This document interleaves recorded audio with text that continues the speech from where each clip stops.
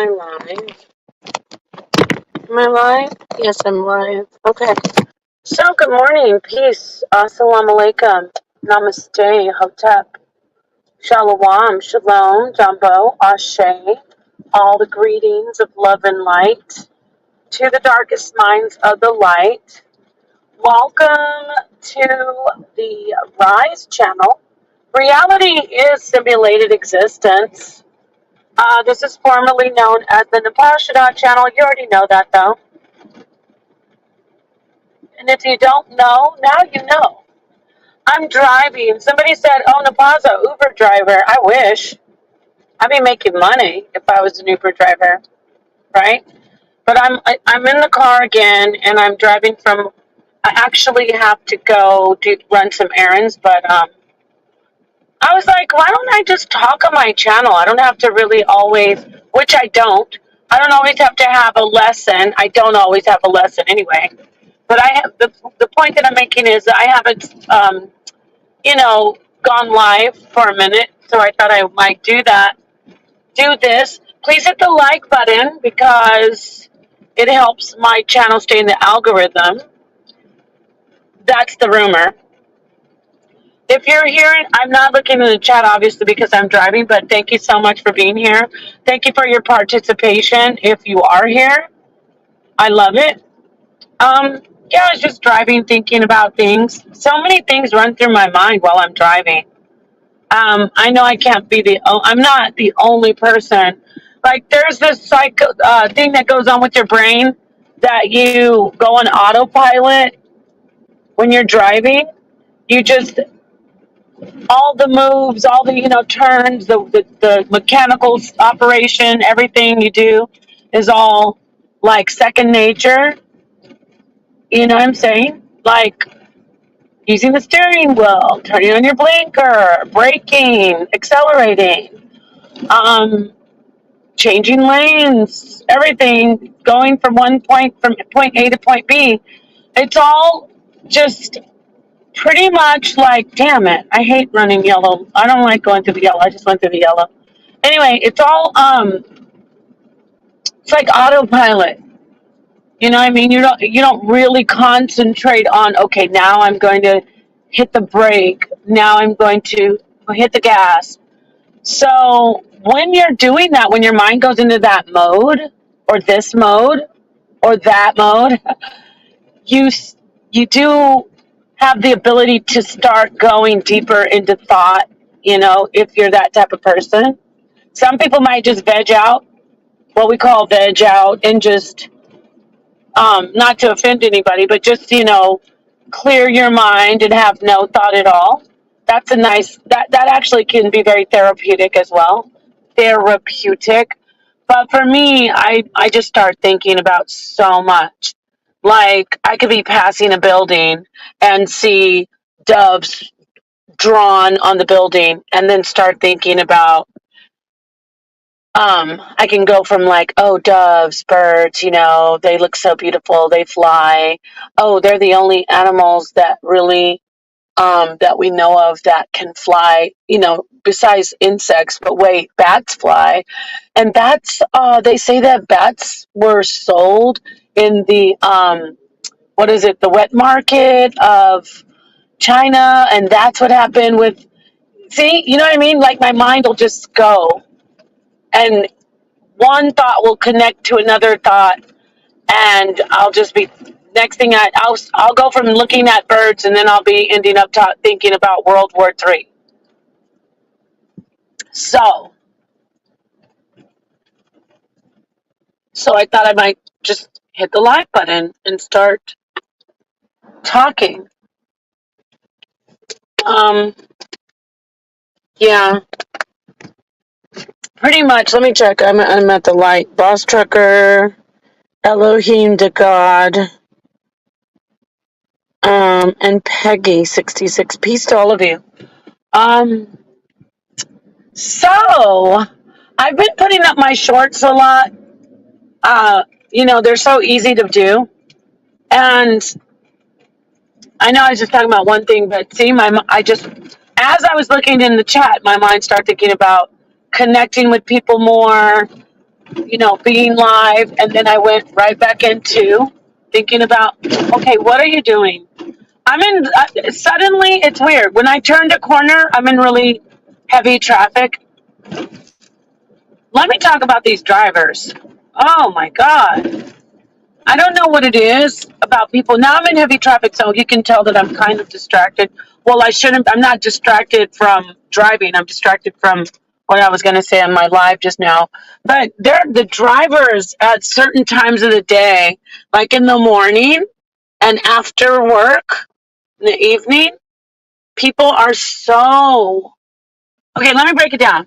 In the morning, not as aggressive, but very, very, very poor driving. Meaning, I don't know if they're still half asleep, if they're thinking like like I said, if they're thinking about their day on the way to work, all the things they have to take care of. But people are so not focused on, safety.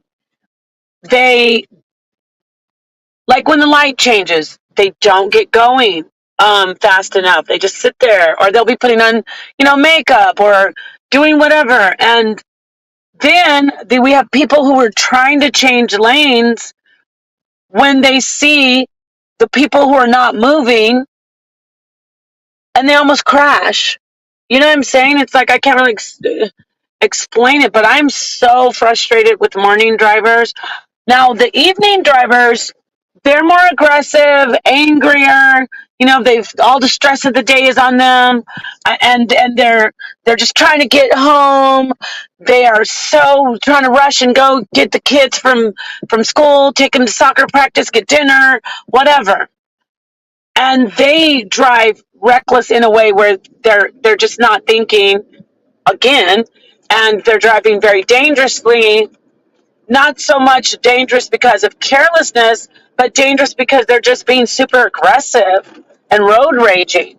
I really think more road rage is in the evening than in the morning. But right now, there are so many bad drivers.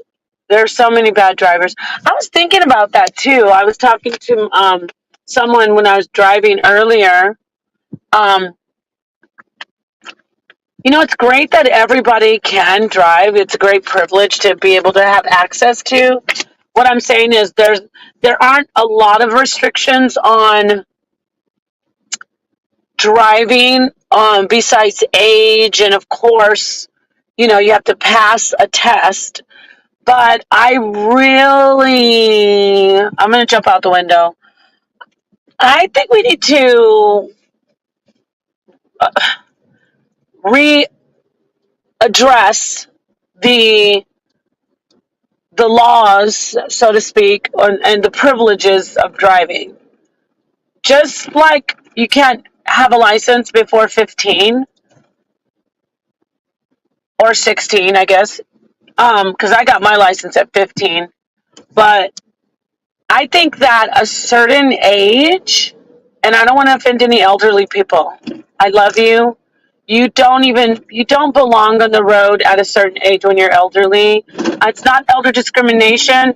I don't even like driving. So I feel like this shouldn't be offensive to an elderly person, but I think they should restrict. There should be an age that you could reach, and you say, okay, no more driving for you. You've done your, we love you. It's time for you to just, in your golden years, take a seat somewhere and just chill. Have somebody drive you, which, right? And there are a lot of wonderful, able-bodied, elderly people. I'm not saying you're like children, but however, the reaction time, now, don't get me wrong, that you can be 25 and have a bad reaction time to, like, getting out of the way of accidents, but they get frustrated. I have an elderly driver in my life, and there's only certain driving I think they should do. Maybe like to local store, or definitely not freeway. Definitely not a highway. Let me see if I'm offending anybody. I'm sorry if I am. Peace to everybody. I see you. Yeah, I can't even read it because I have to go again. I was at the light and now it's green. But yeah, not just the elderly though. I was wondering now let me rephrase that a little bit, or let me clean it up. If you are elderly and you're like 89 and you're awesome behind the wheel, you have quick reaction time, you know, you're driving so well, yeah, you should be able to say, well, I want to apply for the exceptional license for elderly. Now, with that said, I was wondering, like, what about people, like people even with impaired vision can drive, and I'm not talking about glasses. Like, if you have one eye, you can only see out of one eye, you can drive. Like, you're at a big disadvantage on your peripheral, right? What else? Of course, people who are paraplegic, um, they drive. What else? Amputees that just you can use hand controls instead of having your lower extremities. So that if you think about all those different things that I'm mentioning and more, like handicapped people, if you think about all of that, right? You say, "Wow," because I don't think we realize how dangerous driving is. I mean, we as a society, a world society, and if you really think about that, it's like driving is crazy. I've never lied. I'm an excellent driver. Thank God. Thank the Most High. I'm an excellent driver. I mean that. I am an excellent driver. My driving record says so. But I hate driving. I hate driving. I learned to drive from my dad. So I would say that I'm going to go out on the limb and say, yeah, I'd say that I'm more of a, I'm not going to say it. I don't want to sound sexist. But my dad did, I'm a logical driver, right? I'm not an artistic driver. The artistic mind is your feminine mind. So, um, yeah, I just think that driving is, if you really sit back and think about how dangerous it is, you really appreciate professional drivers even more. You appreciate truck drivers, delivery drivers, the ride share drivers. You appreciate the cab drivers, bus drivers. You know, I do. Race car drivers. Let me look in the chat. I'm stopped at the traffic light. Copper, you're like, you say you're a good driver, but you're checking your phone. I'm just checking my phone right now. Dark matter, I heard they're giving licenses without testing in New York. Oh, Lord, Lord, Lord, Lord. You know what? I'm not looking at the chat anymore, but I do remember um, some people who are like, didn't have their license here in Phoenix. Not some people. Rewind. I was at the GMB and getting information, and I was listening. So let me be clear. And they were saying, yeah, all you have to do is go online and fill out the written exam. So you can do the written exam online now. Yeah, wow, that's crazy, right? Your written exam online. God, I'm scared. I am. That's why there's so many. You don't know how many. God, please. Every time I get in the car, I'm like, let me not get in an accident. It's like Russian roulette because you have to look out for yourself and the other people. So many times I've avoided being hit by idiots. Yes, idiots, because it'll be something that's like, why? What are you trying to hit me on purpose? But I'm not a road rager. Like I don't yell at people. I talk mess in the car though. Like if someone almost hits me, I'll be like, what the hell? Inside the car, I don't lay on my horn because I don't want to get. I saw a news story on this woman who actually pulled a firearm out and fired at this teenager. They were road raging on each other, and she hit the teenager in the face. She had children in the back seat, like toddlers, 4 years old. I think she had like a 6-year old, like three children in the back seat, and she's pulling firearms out and shooting at the other drivers. People are crazy. That's why I don't really road rage on people, even when it's their fault, because it's always their fault. I'm never wrong with my driving. No, but really, even if it's their fault, I'm not going to start screaming or anything. I need to make a right. Hey, you ever do that? Like when you want to go right and there's really no right lane, but there's space. Like if you're in the furthest lane right, and there's space, but you're in the procession in the line behind the people at the light, but there's enough space for you to get through to scoot through and make a right. That's illegal, you know that, right? You can't do that kind of stuff. It has to be like a marked lane, but it's tempting. Well, if they get health issues, I can understand. Random seizures, I don't know what. Oh, yeah, I got you. I looked and saw that. Like epilepsy, right? Right. Okay. Oh, shit.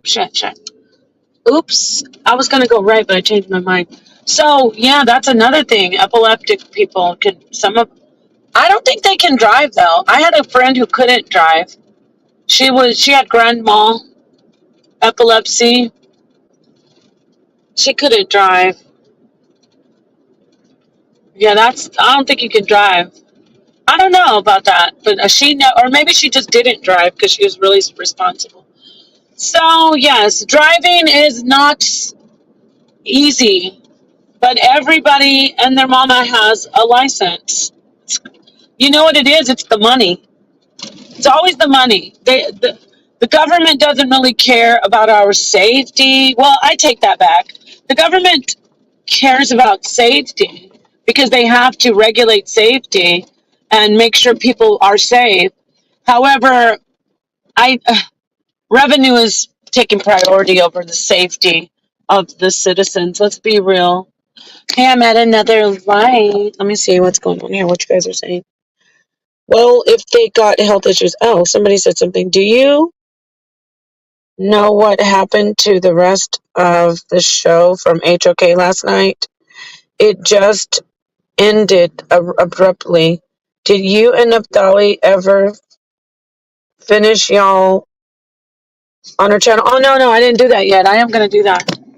But I'm going to do it on my channel as well. So I got to talk to her. I didn't get in touch with her. But yeah, about Naphtali and that information, if you want me to talk about that while I'm driving. See, that'll help. That's more autopilot for me. You know what I mean, everybody? Like I could talk about the Bible. Basically, I will be getting in touch with her. She has the position, like a lot of people, that black people are the only Israelites. Basically, I'm not trying to put words in her mouth, but if you know her teachings, it's like Negro only. And I don't really go. I mean, I've been in the truth, meaning this. I've been learning about the Bible people. I've known the Bible since I was a child, learning from my mom and from school, from my school, and my from my family basically.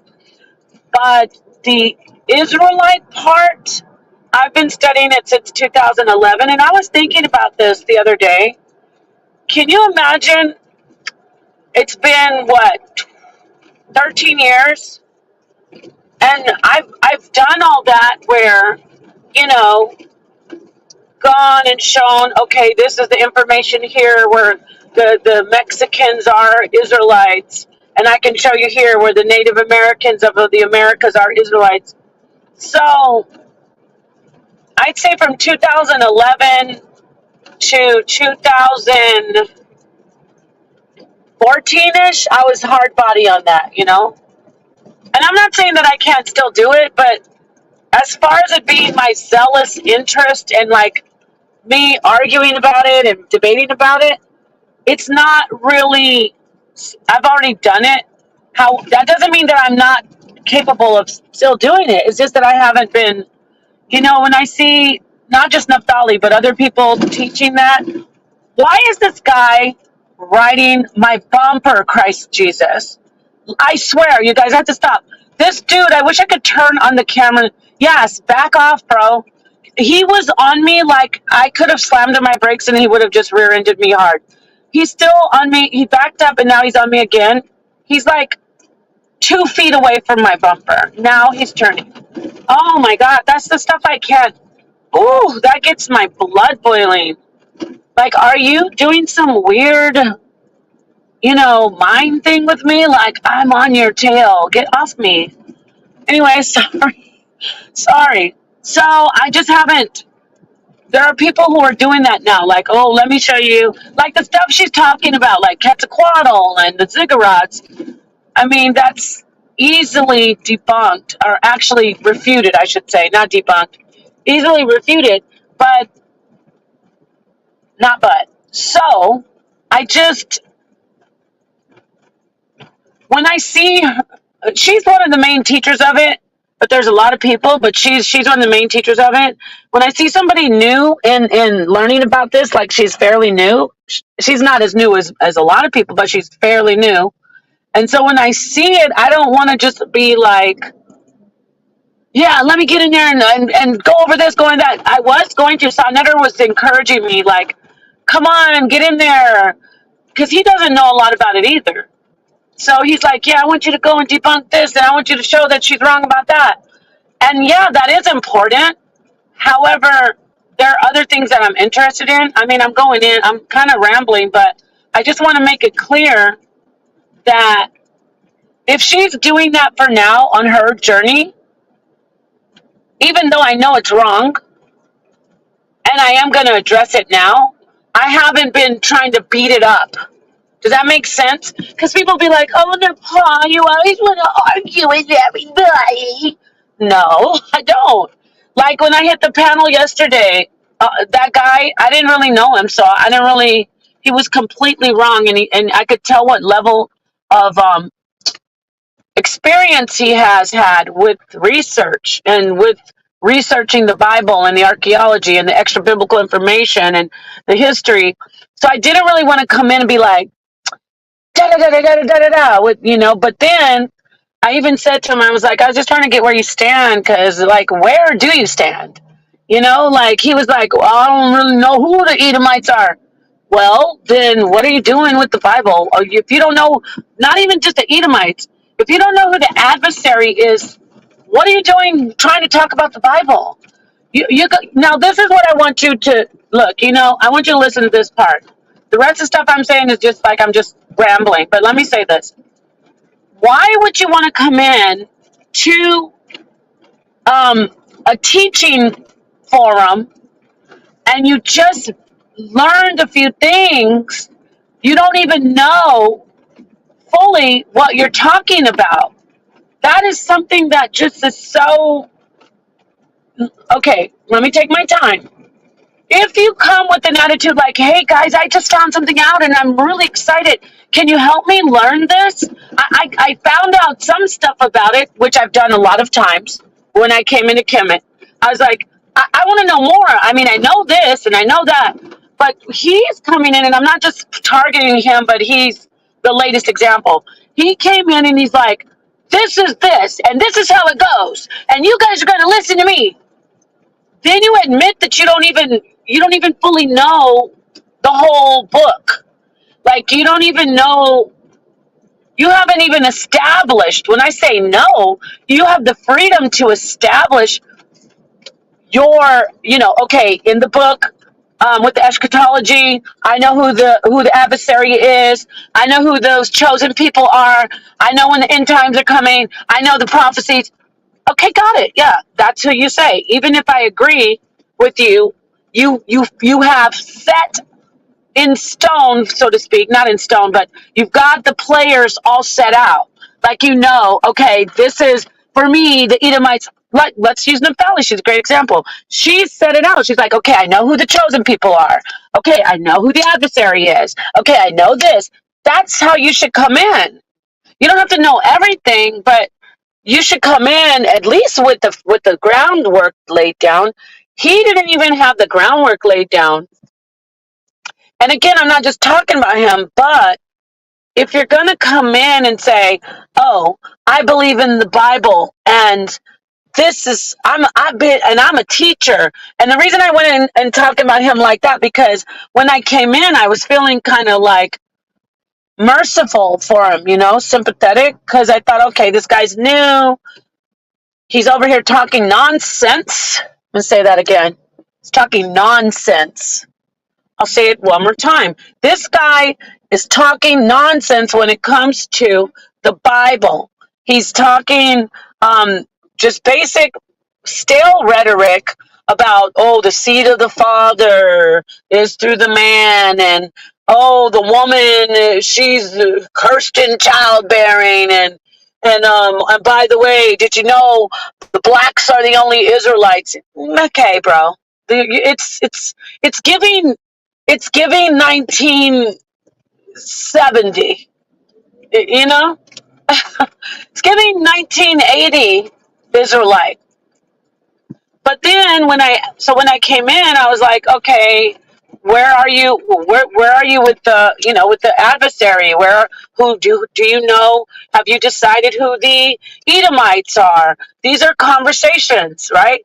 But he didn't know it, and then when I said, well, somebody said get him Nepal in the chat, and I was like, oh, I really don't want to get him. And I said, brother, I didn't come in here to like get you, and oh, you, and then when here's the male ego. Oh, you can't get me. You can't get me.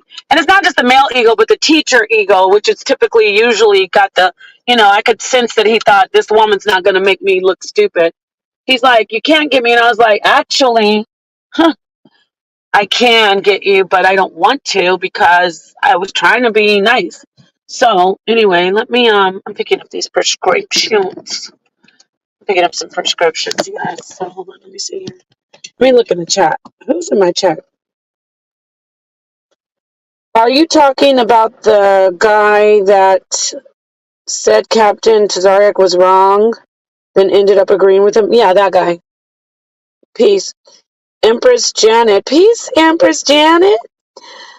Grand Rising. Peace, Greg. Peace, I can't see your name. Varen B9. Original Man. Peace. Anyway, so no, the live was pretty. I thought Son said he was ending it because he needed to do something. Give me a minute. I'm gonna mute on. I want y'all hearing. They're not my prescriptions, but one second. Hold on.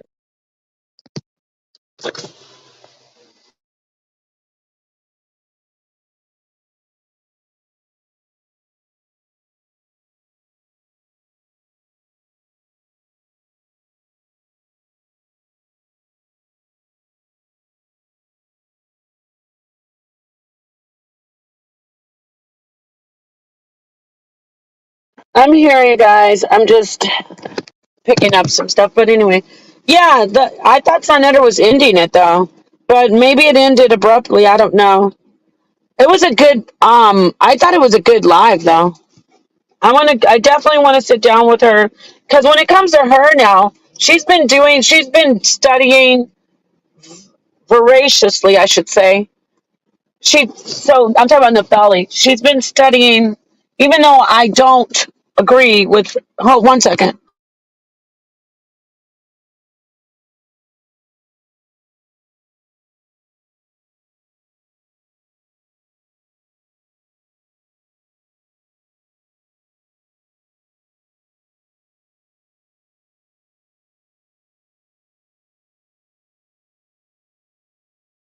All right, so no, now Naphtali, I think she's been doing this for about 3 years now, and the way she's been doing it, I don't know that guy, so I don't want anybody to be like she was coming for him. She was coming for him so badly. One second.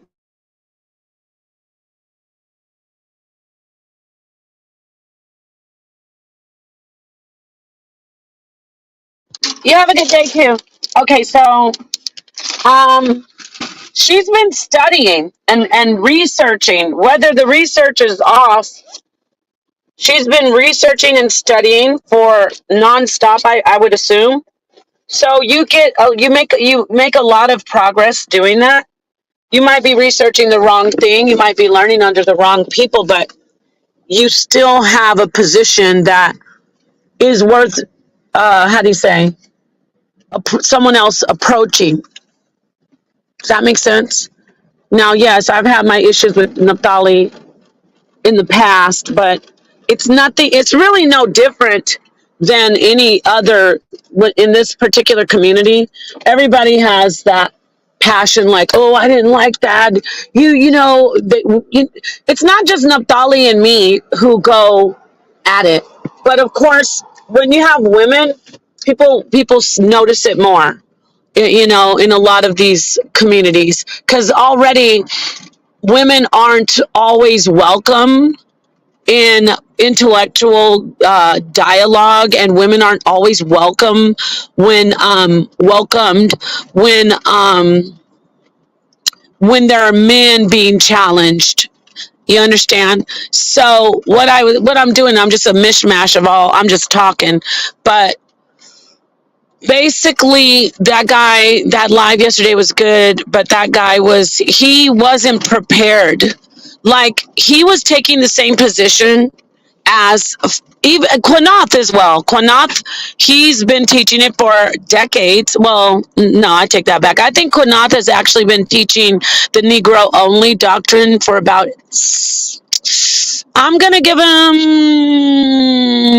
7 years, because I know Quinath wasn't always doing it Negro only when he was, joined with AOI Maharaka.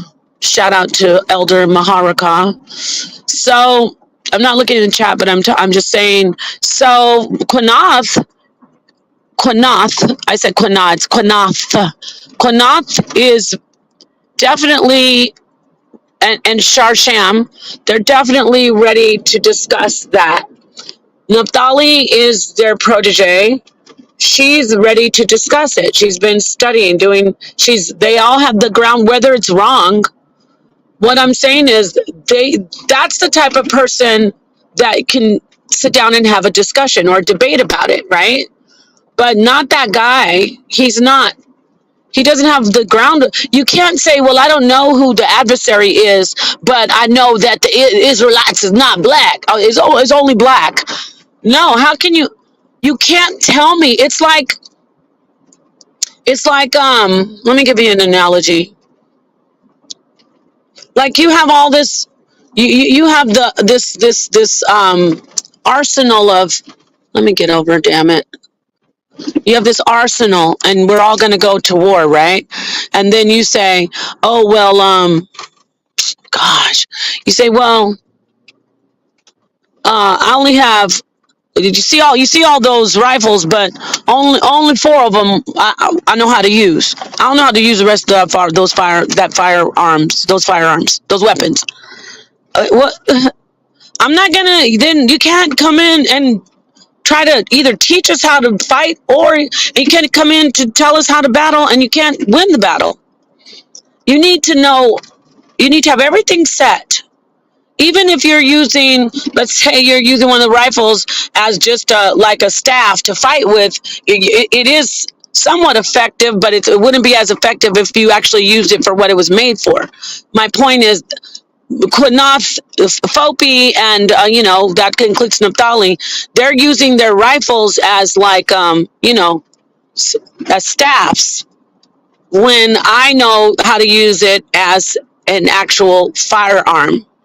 Is my analogy working? But that guy, he's like, I don't even know how to use those rifles over there, but I know that I'm right. I know I'm going to win the fight. You're not going to win the fight, because you don't know you don't have your whole doctrine set, so to speak. You know what I mean? Okay. So anyway, I'm going to There are always so many police officers over here. I'm gonna tell you how many cars I see. No cap. 1, 2, 3, 4, 5, 6, 7, 8, 9, 10 police cars. 11. And yes, I'm traveling in an area that is, I'm driving through an area called South Phoenix. Oh my Lord. 11 police cars in one place. I'm looking at the corner of this place. They're at the QT. 11 police cars. Really? Anyway. So I do want to have the conversation with her. That'd be nice to not just have a conversation. I know people would like to see, I mean, a debate between her and me. Um, I know people like to see the debates between women who at least study. I was going to say know what they're talking about, but I don't always think enough Holly knows what she's talking about. And I don't, and in her defense, nobody's dissing her. I know she thinks I don't know what I'm talking about. Yeah, maybe she doesn't think that, but maybe she thinks I'm wrong. So let me say, you get what I mean? Like, I think she's wrong. But I was saying, everybody does this. Like, everybody goes at it. It's just with her and me, it gets really bitter because I'm going to be honest. I think men egg it on. They instigate it, and some women as well. They're like, yeah, it's crazy. Like, whenever someone's saying, so, like, whenever a new person shows up in the scene, like Moshe Yah, it's like a few people, not all people, but a few people be like, yeah, that's get Nepal, or go get Nepal, y'all, get her. This one's smarter than the other, or Nepal can get her. You know, it's funny. We're not so mature. We're not as mature as we think we are. So I'm at my destination, and I'm going to take care of somebody right now. So, let's see here. Are you talking? Okay, so anyway, everybody, I will be doing that though. I have the thing that I'm doing on Moses. It's so amazing to me. See, oh, that's what I was trying to say. So back in like 2011, 12, 13, maybe 2013, I was really zealous about who the Israelites were. And then I started looking more into it, and I was like, you know what? This is okay. I already covered this. Or to be honest, from what I've seen, anybody could be an Israelite. At this point in my research, yeah, I said it. Anyone can be the people. When I say anyone, I'm talking about race and phenotype. Let me be clear.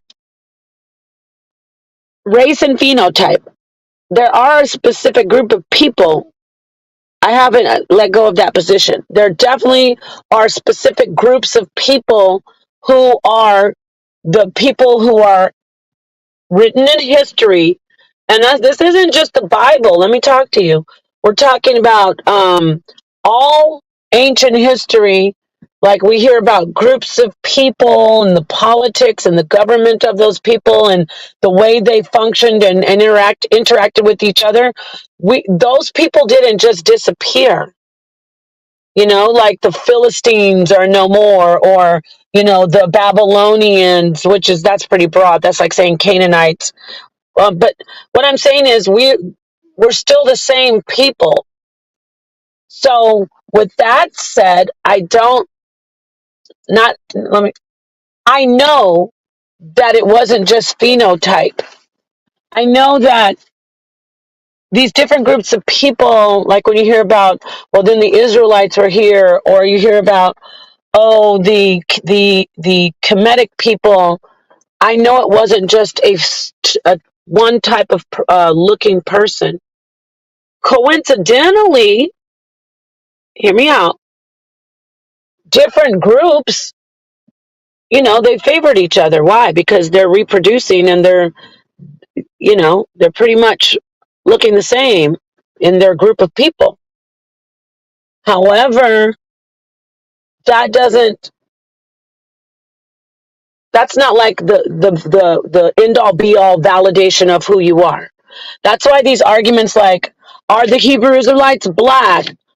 Is Kemet black? I don't, those arguments are not, they are flawed from the get-go, because that wasn't how it was. Like, we, race, as far as the way we see race and the way we're arguing race is not how it was in ancient times, when, like, before the common era, or even in early BC. What did I say? Early BC, is that correct? Late BC, that's what I'm saying. You get what I'm saying? Late BC. Early, am I trying to, what? My head is, I want to say AD so badly, but I know I get it. Yeah, early BC, that's what I'm saying. Okay, before the common era. Oh no, CE. See, that's what I hate that. I'm not gonna lie. I can't be the only one who doesn't like BC and BCE. So early common era.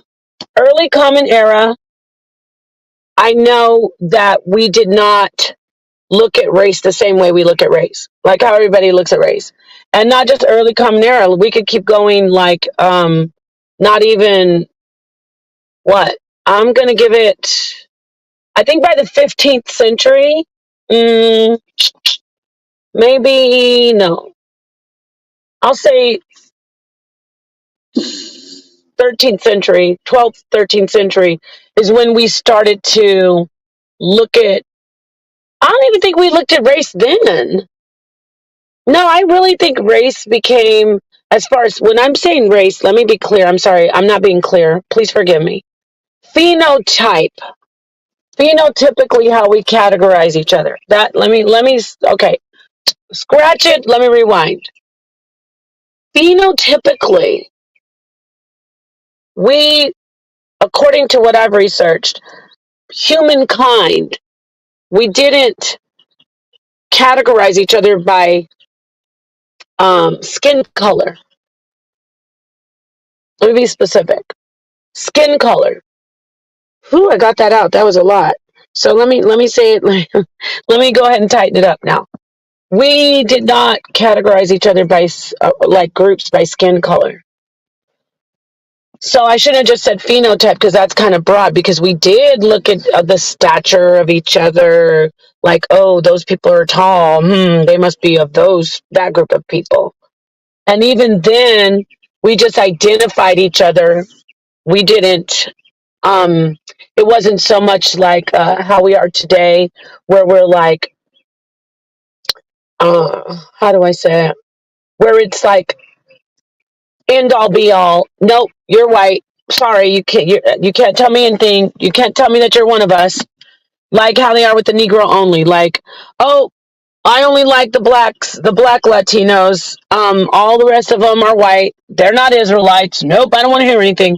It wasn't like that in ancient time. It was more about, they identified. See, when they looked at each other, they're like, okay, this person's wearing a certain outfit. This person's speaking a certain language. Let me put my guard up, but maybe, there's a connection that we can still make, and maybe they could still be of me. In fact, I'm going to go out even further on the edge of the plank. I'm walking the plank, right? No. Just I'm walking on the edge of the mountainside. I'm going to say this. It wasn't, when people in ancient times, let me pick an exact time, okay? So let's say, trying to think of one that's good. Like 8th century. I'm saying 8th century CE, a common era. Or even if we go 8th century BCE, okay?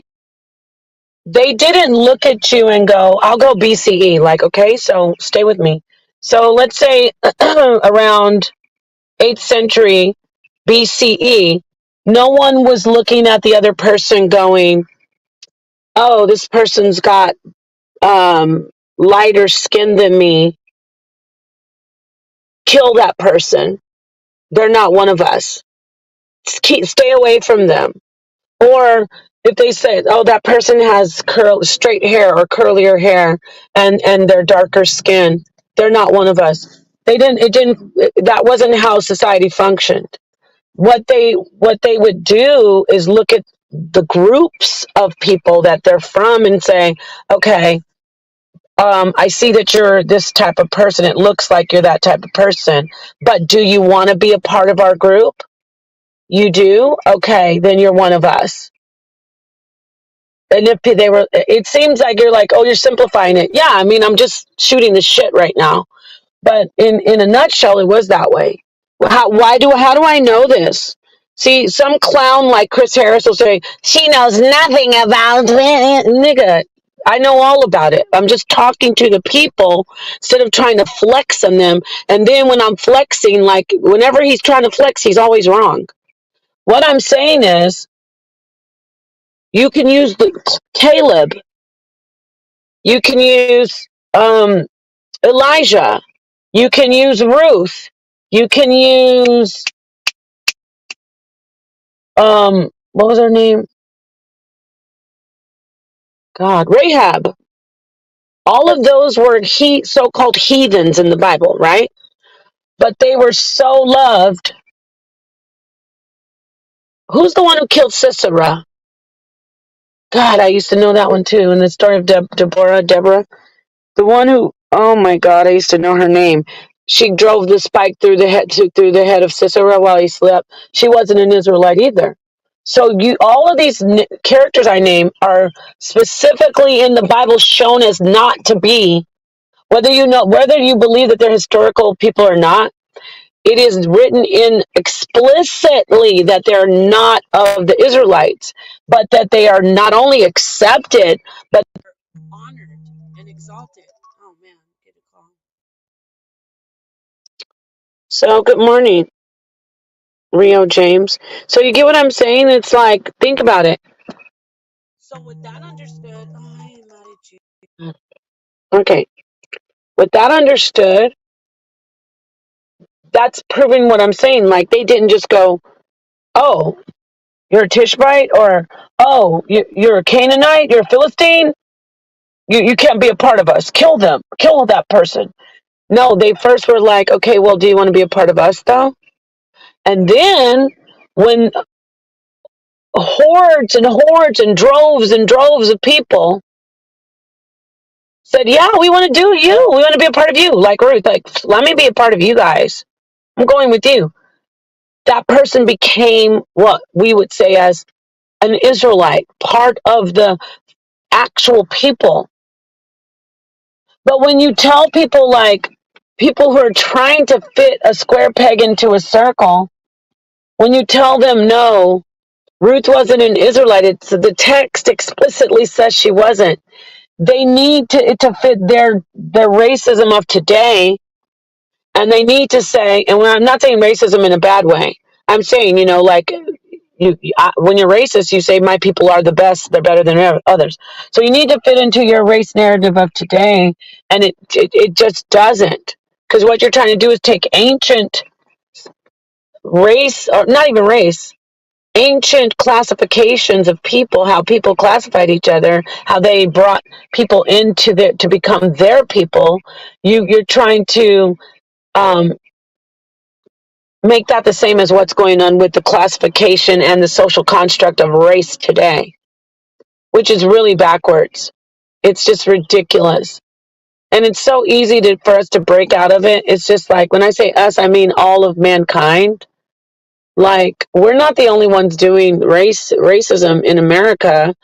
There's the caste system in India and all over the world. They had, remember Bosnia, I think it was, when they were, what was it, Albania? They're doing like in Africa with Rwanda, they do all this like ethnic cleansing. So that is when I start talking about the other countries besides the social construct of the West. Now that is actually more similar to ancient times. So I conflated. So I apologize. So when you look at things like what happens with the ethnic cleansing, that definitely was something that was going on in ancient times, because that was about not it's not primarily, it wasn't about a hatred of a group of people. Primarily, it was about a, a, um, a method in their minds to survive. Like it was a survival method. Like, how can we survive? We don't. There's not enough land for our people and their people. We must go kill them all. Yes, that is the way. You know what I mean? It's like humanity was different because it was about survival. Just how you see animals in the wild. I'm not saying people were animals. However, how you see primitive species that we say are primitive, because humans function very in a very base way quite often. Just to look at all the liars on the internet lying and stalking me. But I digress. So if you look at how animals behave in the wild, especially like if you look at other primates, like the bonobo. Actually, no. Let's use chimps. Like chimpanzees, chimpanzees, like they're very uh, savage, and it all links back to them, saying it's about survival. Like, okay, this female chimp isn't. She seems like she's getting above herself. Really, but let's go rip her to pieces, and let's not, and then we'll eat her, and we'll like kick her head around. I mean, I know that sounds horrible, but that's what I'm saying is like that is how humans once functioned, and some parts of the world they still function. They're like, we need to ethnically cleanse that other group because they're a threat. Now people might say, well, wait a minute, that is happening in the West. It's happening in the West, however it's not accepted. Some people may like it and think it's the way to go, but it's not accepted in the West. Where in Eastern countries, especially countries that are like, following archaic Sharia law, that's no problem. It's no problem. It's like kill or be killed. Survival of the fittest. Anyway, that's about it, though. I mean, I could keep going. I got to drop these. It's, I got to go in and give my mom. I'm at my mom's, so to all those stupid asses, like, oh, where are you going? Where are you going? I'm going to my mommy's, taking care of my mama. I was gonna lie, but I'm like, no, I'm not really good at lying. You should find a good way to lie about certain things. No, I'm not gonna lie. That was funny. No pun intended. But scripture says wise as a serpent, gentle as a dove, but you have to be careful with your information too, because people are crazy. But you do need to take care of your family, take care of your elder family members, because I'm sure your parents took care of you. Well, some of you. Unfortunately, some people didn't have that, and I'm not mocking that, but I'm tired. So that was all I had to say about that. I was going to end the live and go inside. Yeah, I think I'll do that and then just make another live. But I'm glad I got to say some stuff. It was an hour, not too long. What's going to happen? Can you imagine? Like, think about this. This is how things are for me. Can you imagine just doing a live, right? Like how I just did it random, you understand? And can you imagine there are people out here who will listen to this hour live and they will listen to the whole thing and make notes and take timestamps. They try to find stuff to lie and twist on me. Like it's crazy. Yeah, there's some sick people out here. Sick and pathetic. And I'm not saying like if it was somebody like, yeah, I liked what she said. I want to have this timestamp right here. I really love, oh my gosh, I love to listen to her. That's not crazy. I'm talking about people who hate me. Like, why are you taking your hour to listen to me? Shaka Dudu was like, I like to go to Nepal's channel to see what she's going to say. Everybody try and go to her channel. Don't forget to subscribe and listen to her. You're going to get a lot of good information. A lot of good stuff from her. When she hit the live button, I like to listen because I have no life. What is an hour in my life is nothing. It is like a 2 minutes on the toilet. That's my life. My name is Shaka Dudu. Hey, City Sway. We're not getting any notifications when you go. I know. You know what? I'm noticing that. I'm really noticing that. But you know what? I'm just taking it in stride. But I am seeing that. Yeah, because I used to get like, even on one, I mean, I wasn't getting, I was at a point where I'd get like, okay, I'd have 1,000 views in maybe 3 days on a live.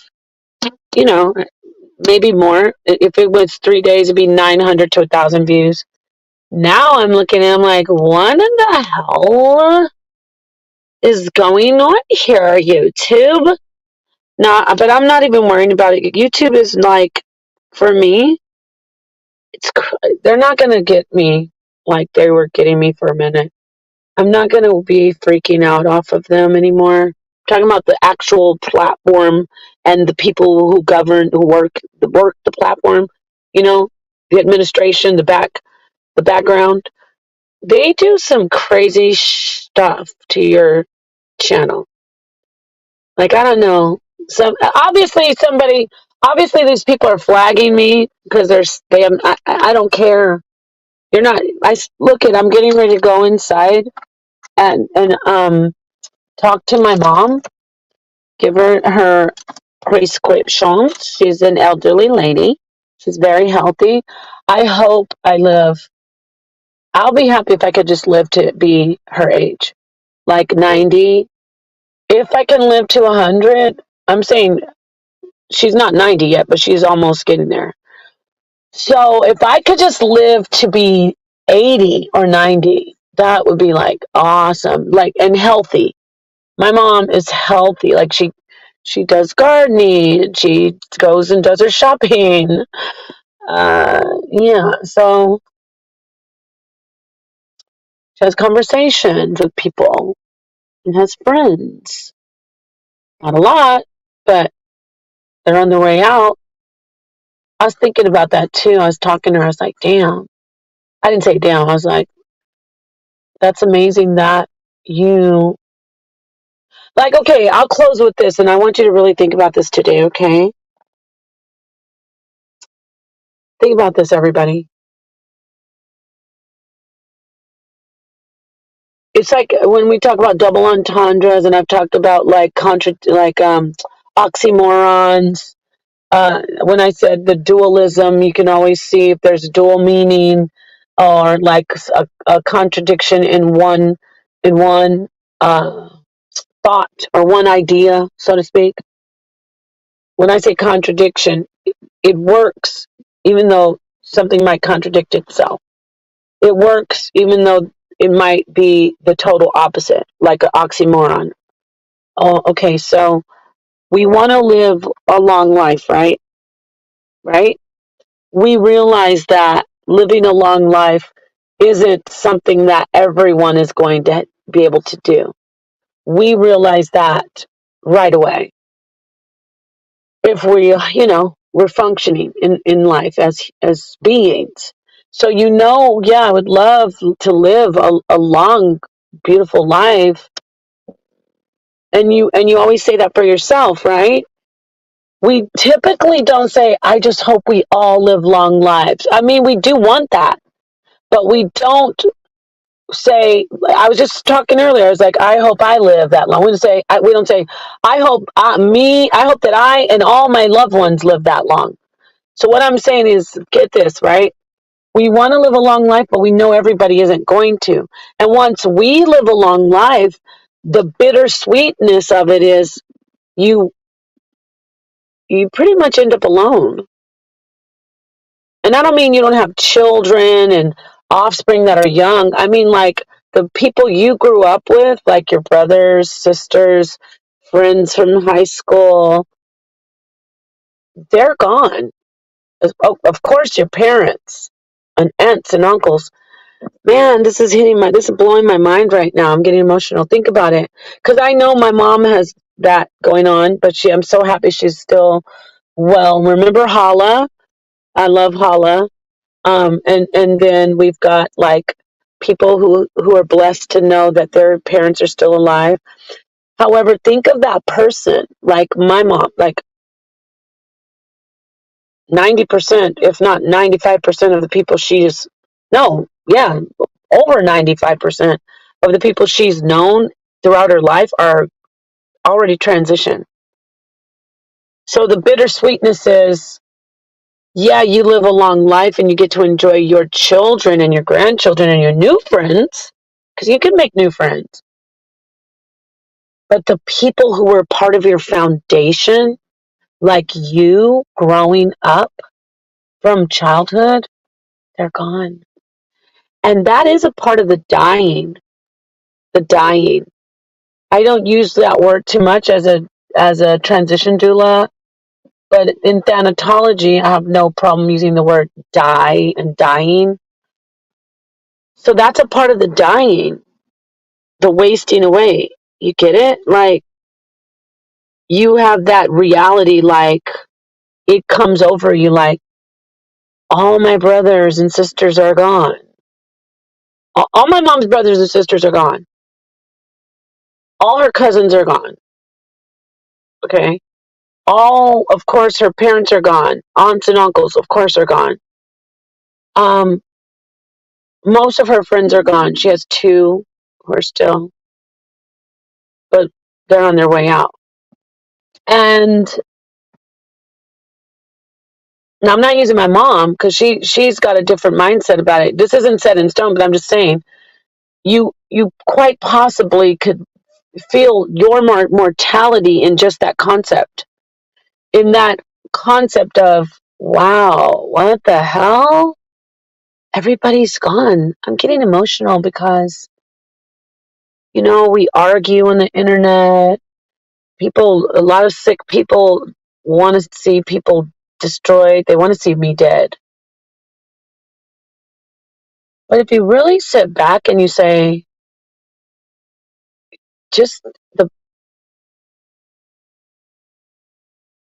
the motions, get it? Like the going through life to the end, making it to the end, but you still have this immense sadness that could come over you if you stop and let yourself think. And then that could, because the emotions can make you, they can really affect you. That alone can make you start transitioning. Now, I'm not saying my mom or anybody's going to do that, but if you sit back and you're in a state where you don't have grandchildren, you don't have friends, you don't have children who interact with you, think of all the shut-ins. Think of all the elderly, and yes, I've worked with shut-ins, and these are two most amazing type of people. I love babies, I love children, and I love the elderly. I give the elderly a pass, and I give children a pass. Okay, I was talking about the elderly driving. Okay, and that doesn't mean I don't love them. I don't want children. I don't want babies driving either. But anyway, I digress. But if you think about all the people who are depressed and alone, they transition. They lose. They give. They start saying, what is the point? They stop. They stop eating. They don't have the desire to do anything. And gradually they're like, okay, it's my time to go. And it's not a sad thing to actually transition. The sadness is in, like, how do you transition? Like, do you transition surrounded by loved ones? Do you transition? And I don't mean just, they don't even just have to be right there at your side physically. Are you transitioning with love, sending you on your way? Or are you transitioning alone? Yeah. So let's see this. I still think your words get to the right people at the right time. I always catch a gem. Oh, I'm so glad. I absolutely appreciate you, City Sway, and everybody. I love the way you guys come in and interact and Greg, I see you. Peace. And resonate with me. So yeah, think about that. Think about that. And I get so angry and I curse people out because they're trying to take me down. But if you just try not to think about those type of people and you instead compassionately think about those who have lived so long and still are living and thriving, they're amazing people when they can still smile and enjoy life and go outside and smell flowers and plant trees or plant plants and just sit and talk or laugh at a movie. Even people, you know what I love too? I love the way older people get set in. Oh my gosh, I love babies so much. I'm gonna tell you something. This is, how you can always compare the elderly to babies. You know how my children used to be, and I've seen a lot of children, not just mine.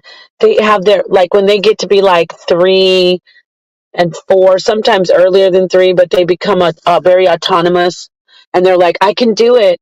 And have you ever seen them setting their little things up to watch their shows?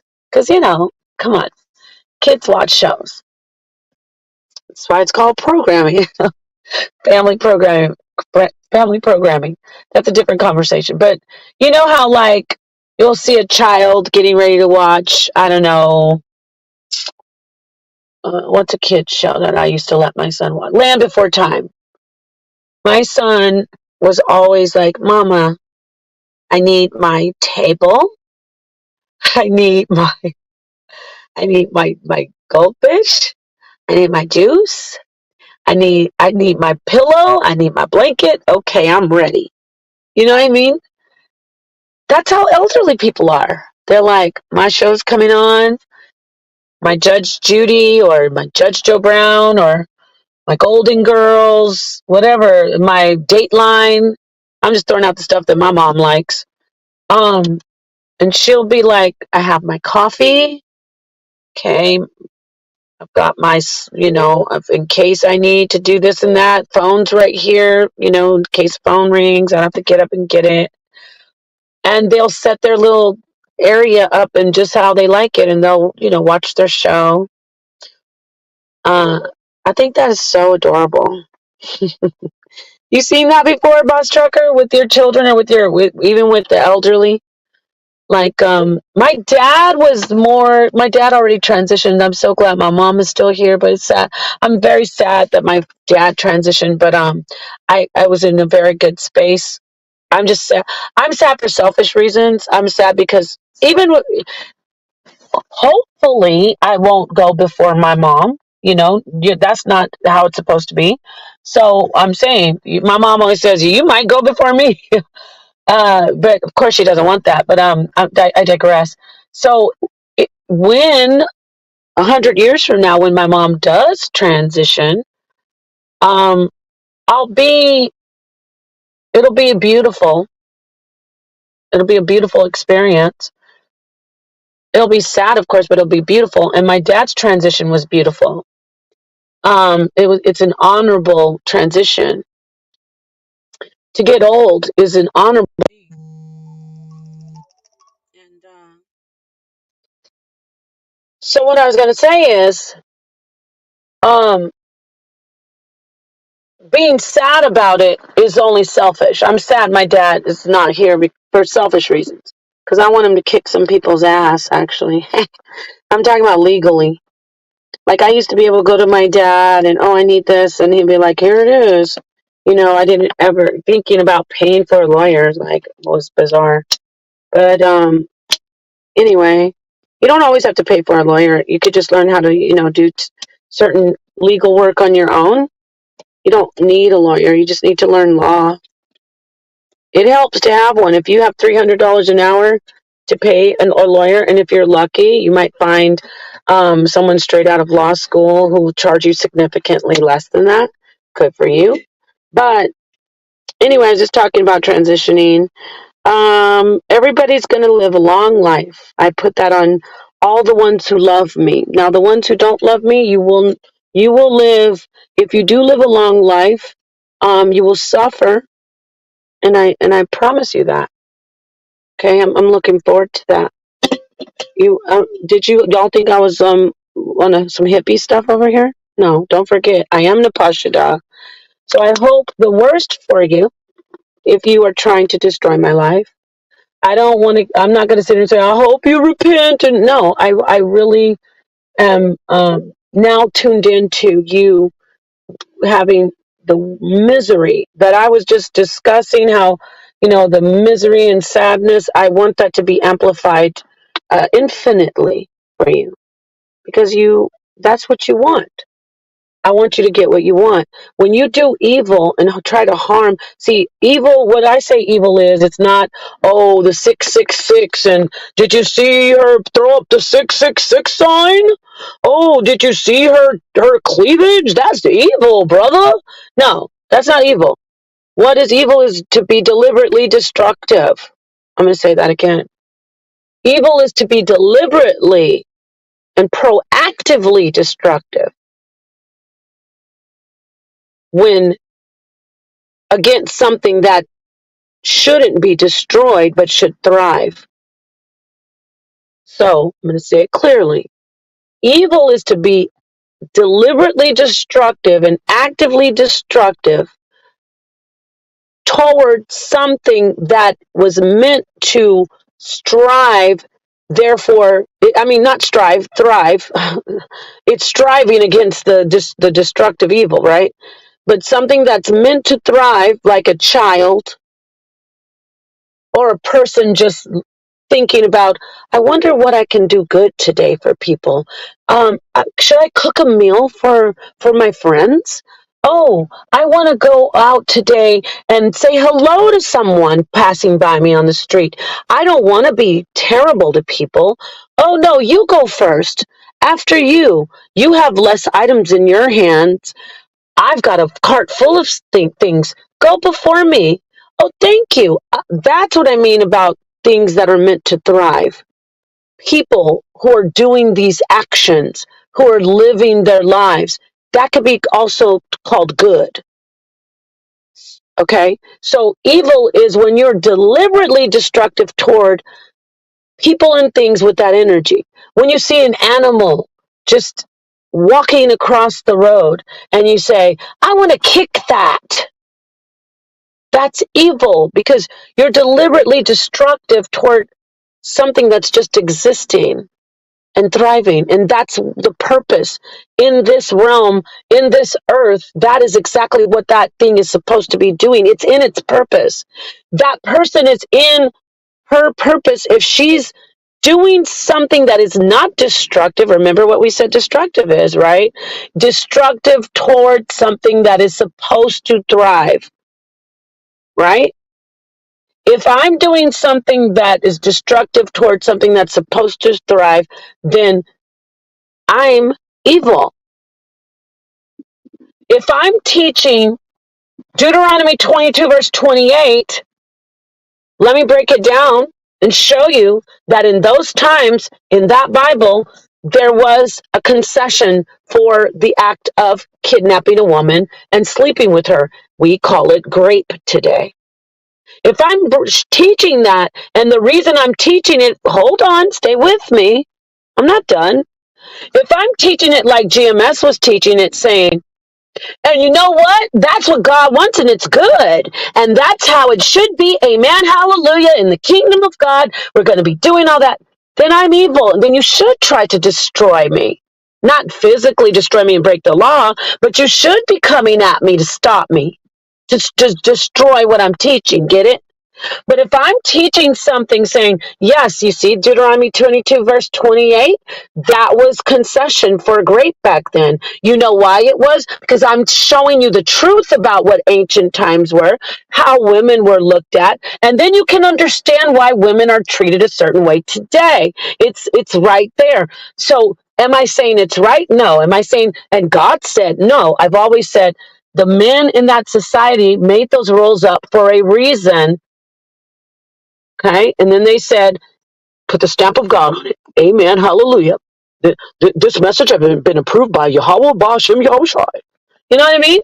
So I'm not saying that's not destructive what I'm teaching. Actually, what I'm teaching is empowering, because now it lets you really see what kind of book how are you gonna follow that Torah? Are you going to follow the Torah blindly and say, God, everything in that book is from the Lord God's mouth himself? Or are you going to sit down and find out the truth so you can be smarter and more powerful and you can level up as a God? So, anyone who's saying, she's a witch, she's a whore, and guess what? She's with babies, and we got to find her address, we got to go kill her mom and her daddy and her brothers and sisters and her daughters, this and now you're evil. You're evil because you want to destroy someone or something, a living organism, something that's existing in this realm that is thriving in its purpose for good. I'm doing good, air quotes. Something beneficial will come out of what I'm doing. Because another thing I'm not doing when I do that breakdown, hit the like. Thank you. Hey, Rob. Peace, Nepal. I got to get you in here. You got to get back to getting in this Bible and helping me do these breakdowns. No, but really, Rob, I did want to bring you in for an interview on my channel. Just not even to talk about anything that you're doing on the internet, but more to just get to know who you are. I'm going to bring you in on my sit down just to do a real. I want to do a serious interview with you, like a serious one. You're hilarious. You're a comedian. You're controversial. But I want to do a serious sit down with you. If you know my sit downs, everybody, I am oh yeah, let me know. Yeah, I will, of course.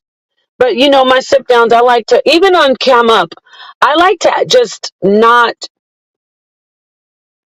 ask the person, okay, so what's going on with you right now that everybody knows about? I want people to get to know my guest. When you walk away from an interview, you go, oh my God, I did not know that about so and so. I'm looking at that person in a different way. Either you might say, "Oh, I liked her before the interview. Now I don't know," or you might say, "Oh, I didn't like her before the interview. Now I know her. I didn't like him, but now I like.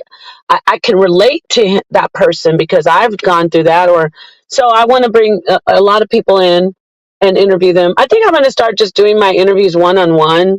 I do love having a panel. I'm not going to lie, but it gets when you have to have different people involved, it gets hard to get schedules worked out. It's mostly schedules, but yeah. So I digress. But anyway, I was just saying. So that's the difference between evil and good, and so I was just wishing to my to those out there who, for no reason, in fact, I've shown. I can tell you something. Everybody you see on the internet today coming at me, either I've never known them and they just started to come at me because, oh, she's got this with the HOK, or she's Sonnet or this. They either never met me and they just hated me because of just my association, which they're still that still puts them in the category of me working with energy for them to get what they're giving, which is destruction. So, or I've shown them love, really, really tried to be genuinely there for them, and then they just turned into a complete destructive people toward me. That's facts. Anyway, much love to everybody out there who shows me love. Do you follow the 42 laws of Ma'at? What do you think? I can't. What do I think? What? I'm finished. I don't know what you said, Boss Trucker, but you mean the 42 laws of power? I don't even know what that is. I'm going to be, I don't pretend to know stuff I don't know, like Chris Harris does.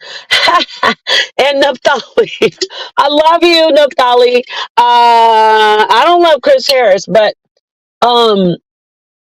I mean, sometimes I know I go in on Naphtali, but something, I can't hate Naphtali. You know what I mean? She gets, oh God, oh Lord, have mercy. She can get on my nerves, but I don't have hatred for her.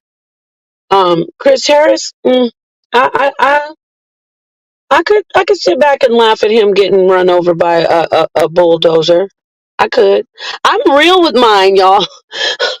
No offense to him. I don't want anything bad to happen to him. But my point is, I don't pretend to know stuff that I don't know. That's what makes me a great debater. Yeah, I said it. Rob Rack took the trophy home at SWVL back in the day, and he can't fade me. No, anyway, forget it. I'm driving. It was the show with Jabari. Oh, 42. Yeah, the 42 laws of Ma'at. Okay. Yeah, I am. I don't specifically go through the list like that, but yeah, I do. I would say I do. I would say that I'm good. If I went and just check the list, go through the list and say, okay, do I do this? Because I mean, that's also getting to like the like, how do I say it? Like when you just heard me, what I talked about with the people who are trying to destroy me, there was there's levels. Like, yeah, I do follow the 42 laws of Ma'at because I just don't go for people. Me, I'm in like a God mode, which, and I'm not flexing like, oh, she thinks she's all that. There's all kinds of gods. I'm in a God mode. Like, I went from being like Jesus peace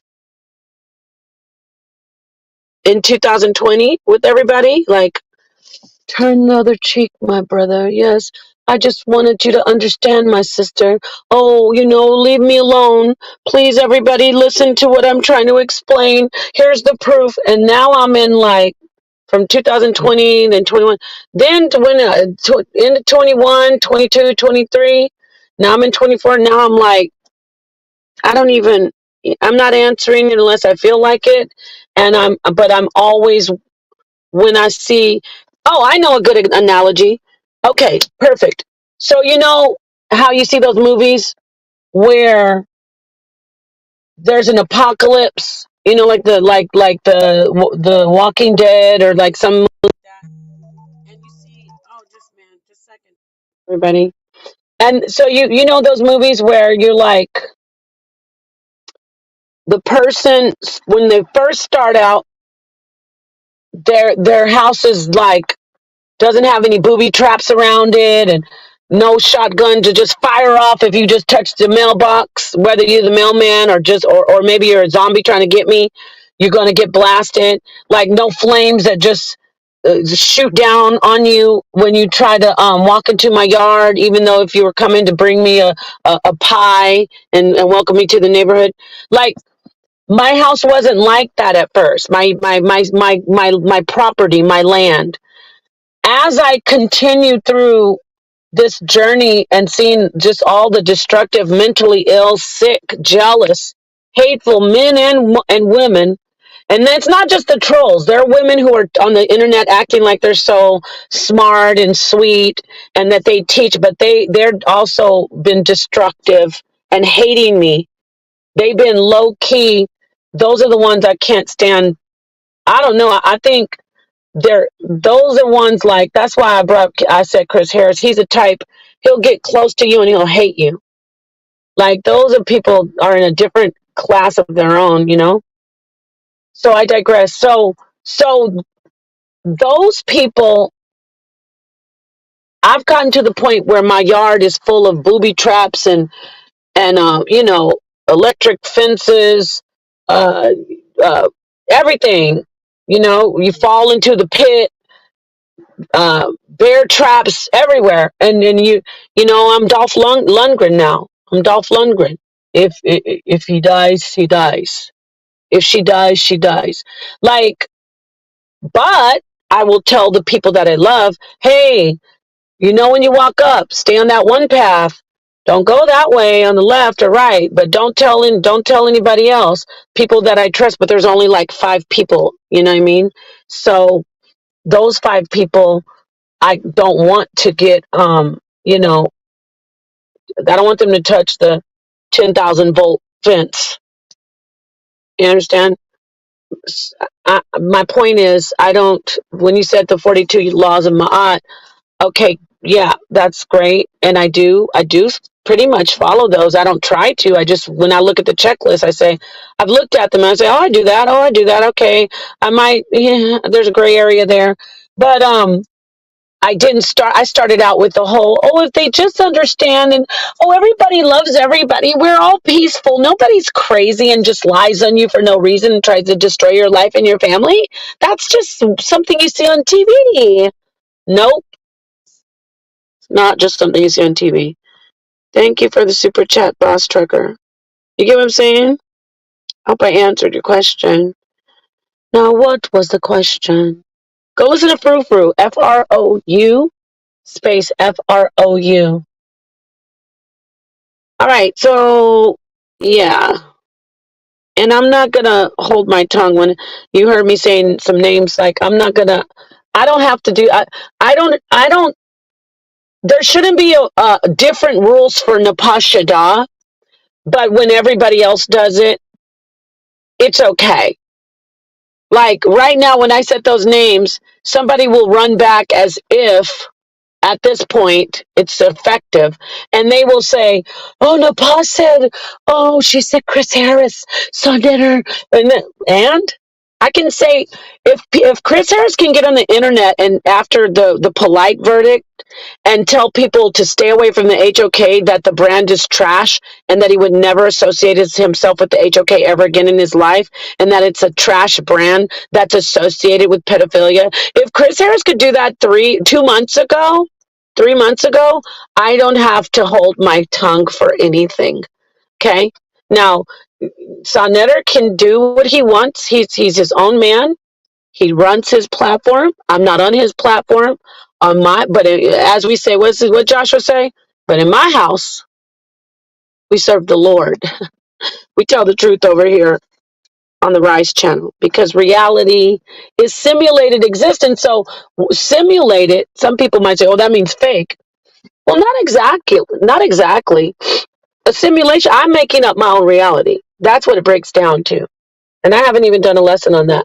So my reality is my simulation. Okay? We have to take back our power in the matrix. Yeah, there's a simulation going on. We're in a program. Let's make our own program. Let's do our own simulation. Just like they talk about singularity with the actual technology and the AI. Well, we are the AI.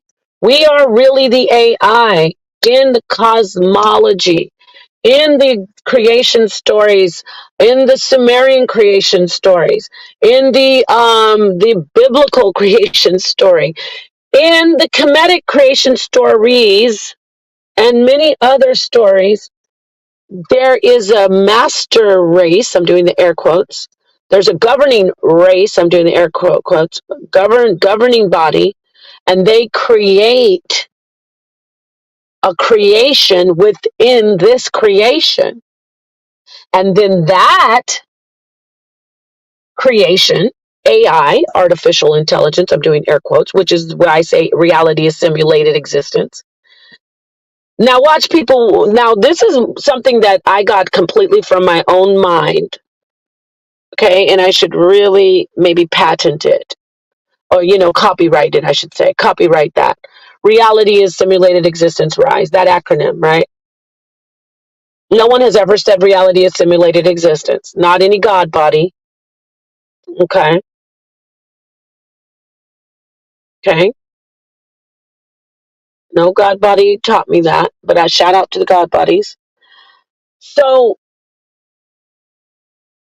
we are now the AI that is creating.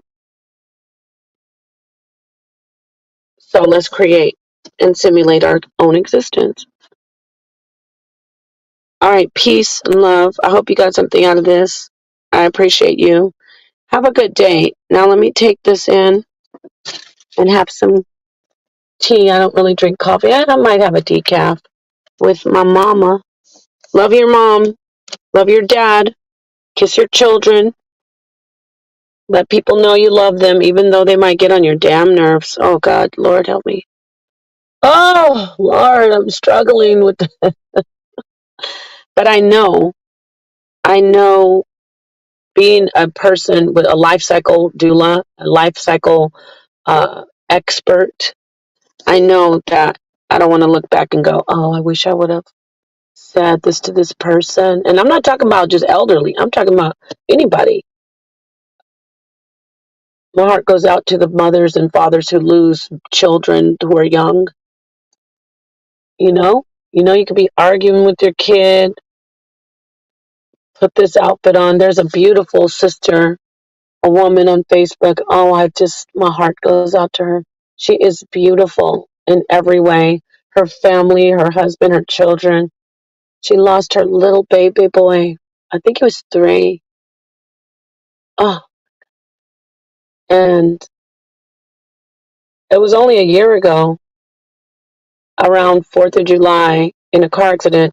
And the reason I say that is, she loved on him all the time. He was just like spoiled.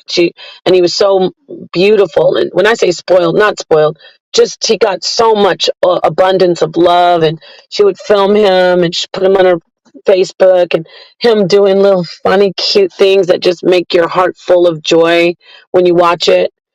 And then he died in a car accident with her with no seatbelt on. Or I think he wasn't in the car seat. That she said that one time. I believe her. She's a very attentive mom. So my thing is, you never know. You never know. And the only way you can get ready, and you never can be ready, but the only way you can, I could say, you could do something, you understand, is do all that love, kisses, the days when your child is like getting on your nerves, if you have a teenager or maybe you're an older person with a 25, 30-year-old, maybe even a 40-year-old child who just try to give love and try not to hold grudges. I hold grudges against people who don't give a F-U-C-K about me, okay? So don't get it twisted, because some dum dum was in a chat once. She said she doesn't go at sisters, and now she's talking about so and so. No, I don't go at people who don't go at me. But the fire that I fire back. Yes, somebody said I'm not learning that. When I said you could learn from me some basic. Somebody at a very remedial basic level of learning of the Bible said, I ain't learning from that dragon. Yes, I am a dragon. I am a dragon. I am that dragon that will rule the entire world. The kings are afraid of me. I live in the mountain and I protect all the treasures, all the darkest minds, all my loved ones, all the people who are the darkest minds of the light. They're inside the mountain. Those are all my jewels and all the treasure. So I protect them. Just like I love that line. You know, I love my Maleficent line. She said, "Come out. I know you're there. Come out. Let me see you. Don't be afraid." Maleficent said, "If I come out, then you'll be afraid." Peace to the darkest minds of the light.